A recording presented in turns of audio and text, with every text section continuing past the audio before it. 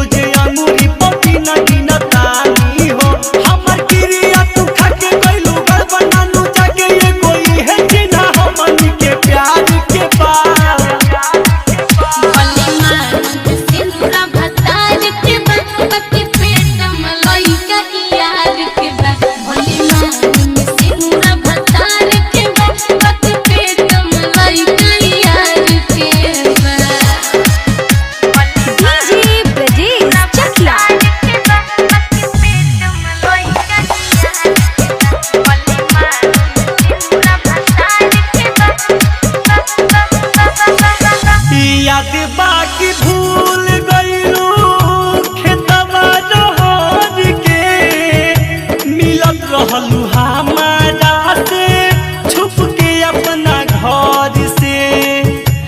अरे कैसे भूला जाए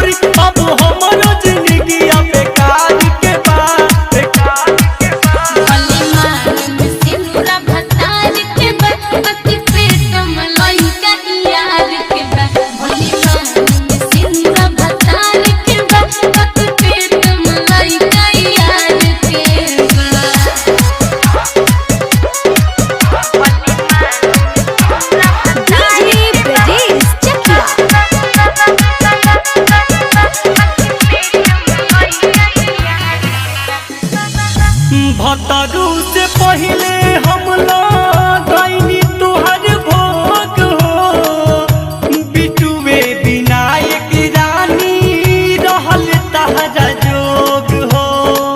अरे ना हो विश्वास करो करे जा